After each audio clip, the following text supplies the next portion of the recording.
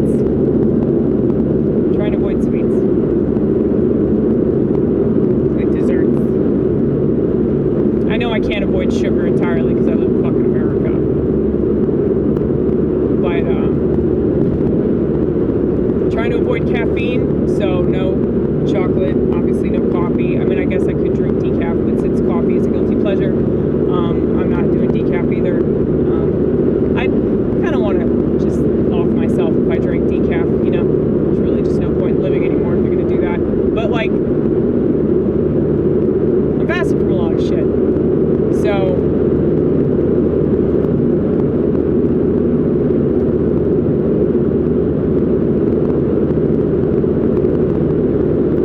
I've done this before. I did it last year for Lent during the Nativity Fast, which is in August, I think. I fasted from all mind-altering stuff. It's actually not that hard. Because, like, once I get out of the routine of doing something, it's like, okay, I'm not doing this anymore, you know? Which is why I get kind of cocky about it, and I'm like, I don't want it, I don't need it. And then I feel like I'm having a fucking meltdown, and I'm like, well, I guess I should just smoke pot again, you know? But I'm hoping that this fast in particular, because every fast has been more intense, and I've done it that way on purpose. And I wonder if that's why I started taking kratom again. So it was like kava, then it was kratom, then it was CBD, then it was edibles, and then eventually I started smoking pot again. So I'm sure God was laughing the entire time, but it's just like, it's not even the drugs that are the problem, it's me. It's the fact that I obsess about things and I can't not do something excessively. And so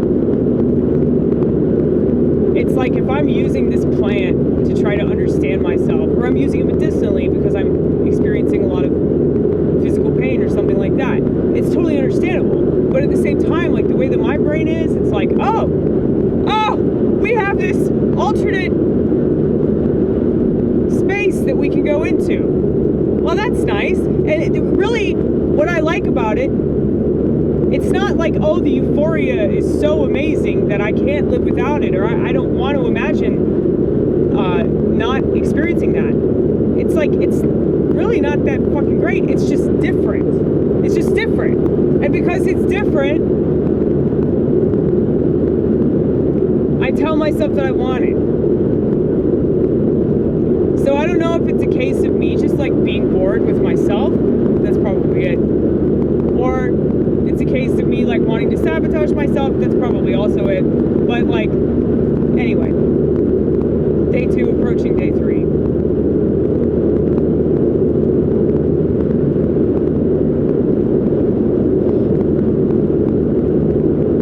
And I do feel like I'm crashing out.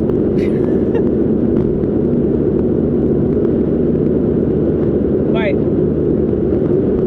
yeah, it's not because like, oh, I don't have drugs, or like, oh, I can't get a cup of coffee or whatever. It's like,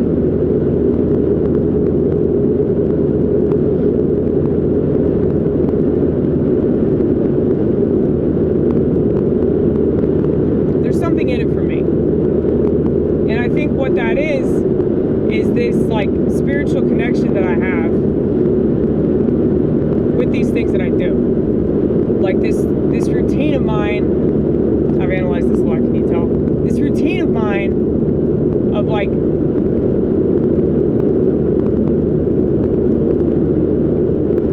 just being with myself. It's kind of like, you know, if you make a pot of coffee and you drink your coffee and you read a book, or maybe you go on a walk and you smoke a joint, or maybe you come home from work and you have a beer. You know, it's like that. It's not wrong. It's just, it kind of like makes life a little bit more enjoyable.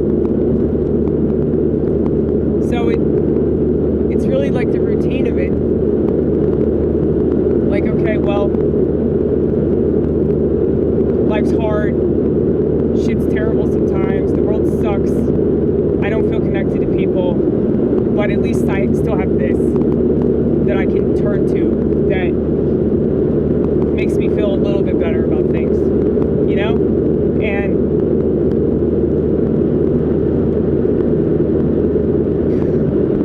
honestly, like, that's what kills me about it. Because for a long, long time,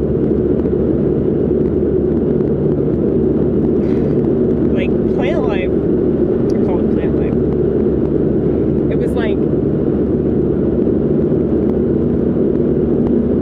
my get out of hell free card, okay? That's kind of funny. Is that funny? Is that clever or what? Because I could kill myself, but instead I smoked pot, you know? And that really, really, really helped me for a long time. Until it did, you know, and then it was just like anxiety. And I will totally blame the pot that's out now, which is why I think I got that message back in 2016. So like 10 fucking years ago, I got this message that told me, don't fuck with this cannabis anymore, dude, because it's way too strong. And like, something bad's gonna happen. So, yeah.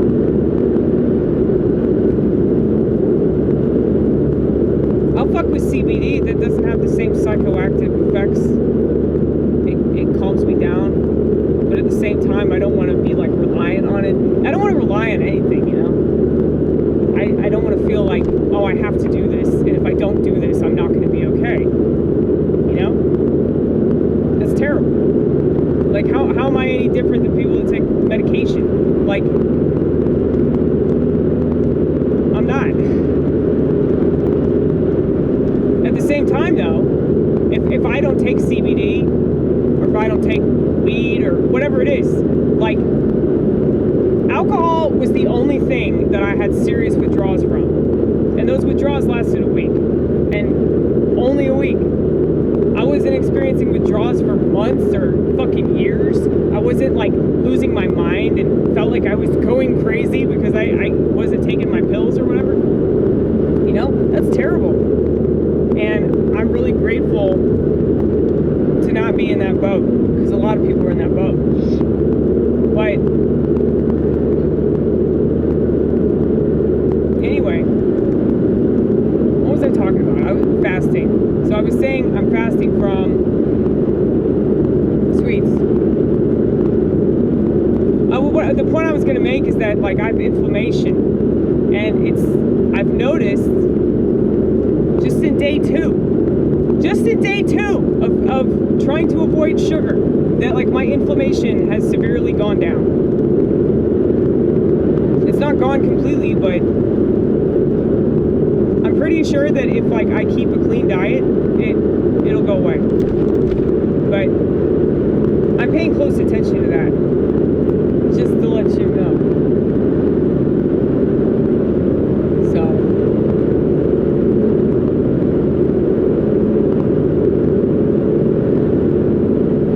but I've been asking God to help me stay away from smoking, because like that's really what I want to do.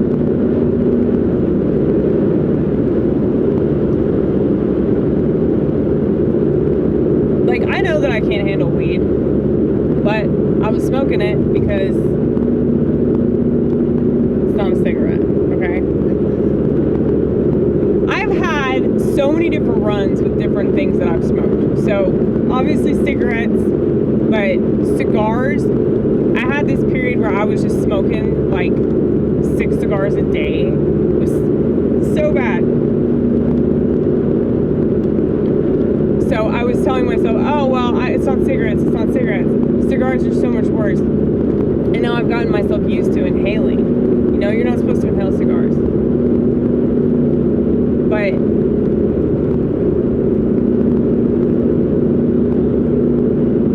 when I was smoking blunts, it was really bad. So I was inhaling like straight up tobacco leaf, you know, along with all that weed. That was insanely strong. So, cigarettes, cigars, marijuana, CBD,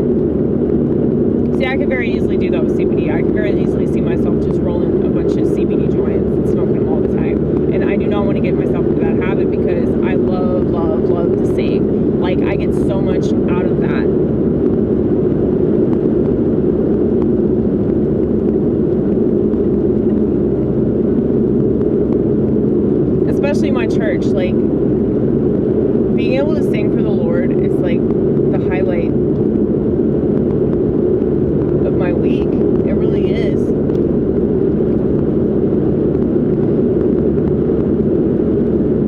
And I get to sing to my patron saint. I get to sing Anglican hymn a cappella in front of everybody.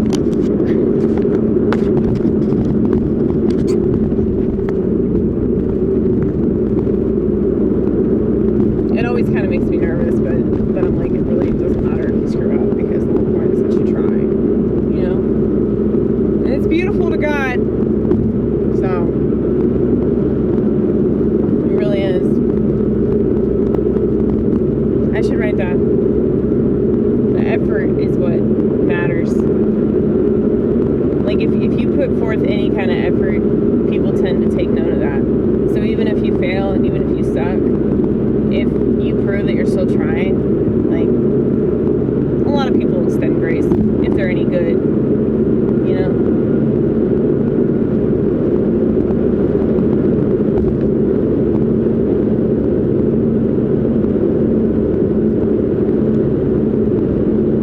Man, I can't believe I said that shit.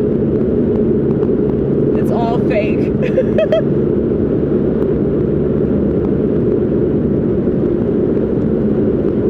You know, I used to have a crush on Josh Lewis, believe it or not.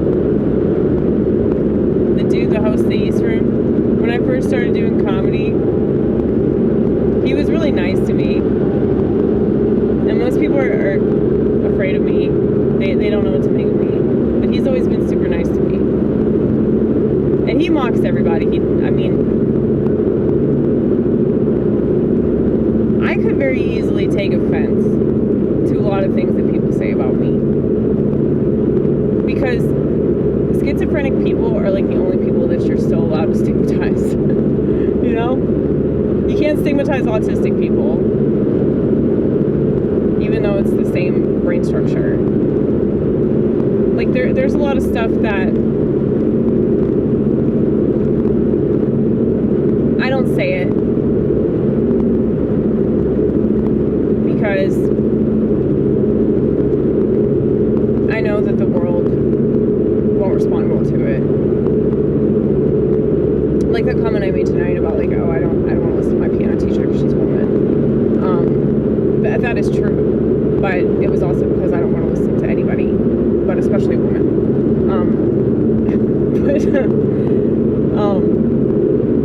Yeah, it's like saying stuff like that. I'm not afraid to say stuff like that, but I know that it's not going to do well. Like, I know that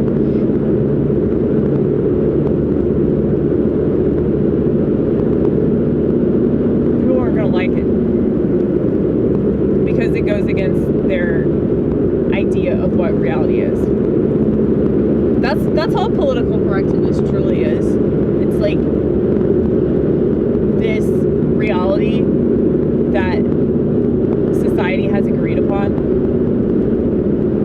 Like, vaccines work, you know? That's an agreed upon reality based off of history. It's not based off of, you know, how they advertise the shit. It's based off of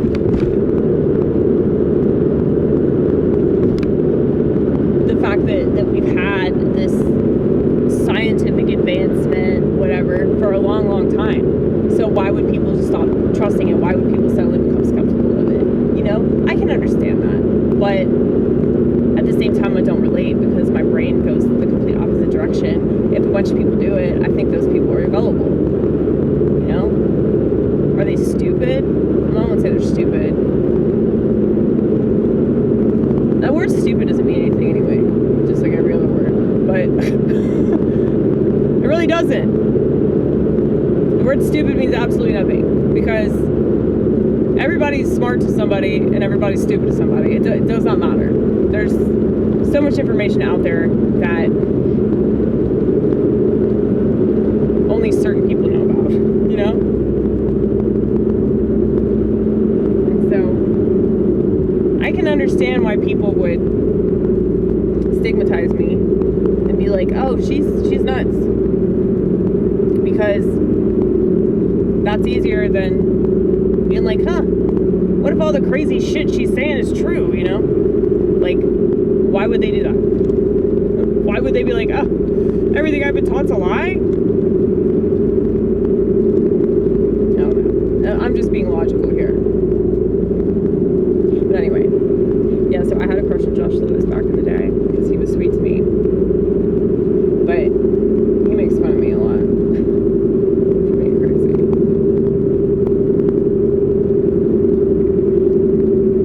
And my brother came and watched me do comedy at the East Room, and then at this other place called the Wilbur Tavern, which was even shittier than Bobby's Idle Hour, believe it or not. And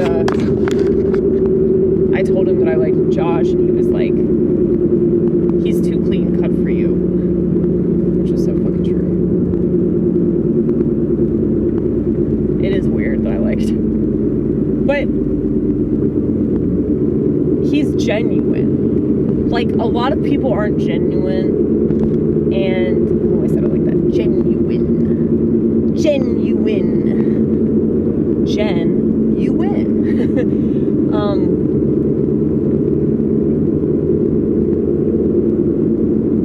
But yeah, like when I first started, like people were pretty rude to me.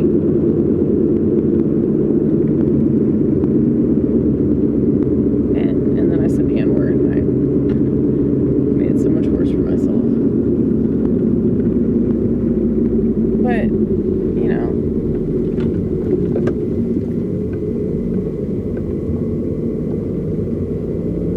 One of the cool things about it, and this just kind of floors me every time that I do it, but, like, it doesn't matter, like, how old you are, or, like, what your upbringing is, what your experience is, like, you still can get up there and express yourself, and that's really cool, you know. I mean, it seems like it's a privilege that I've definitely taken for granted all this time that I haven't been going out and doing it. I realize that.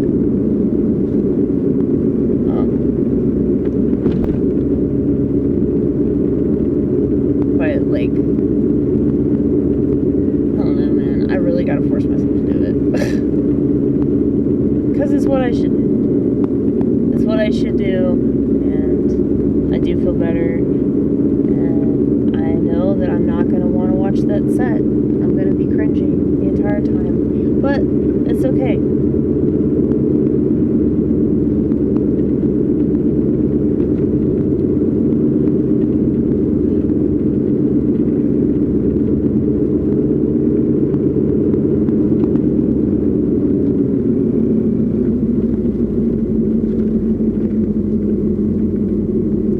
It's a weird experience.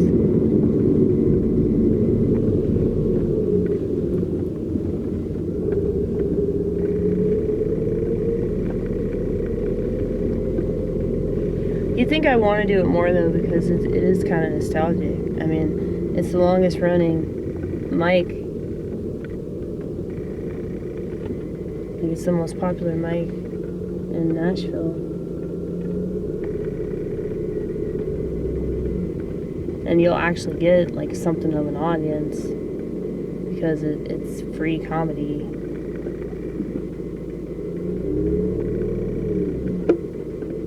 So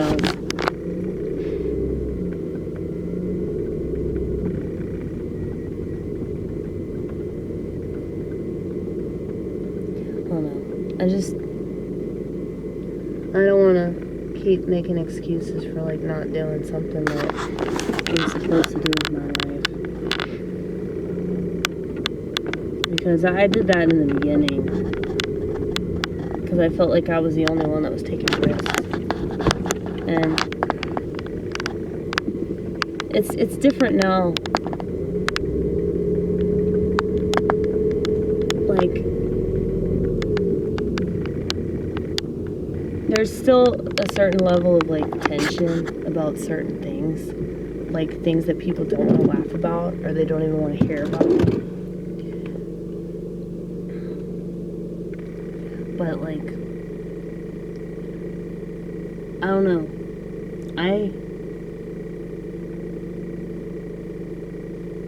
I feel like I'm the only one that's gonna say the things I say. Is that arrogant? Or is that arrogant, or is that just yet another true statement?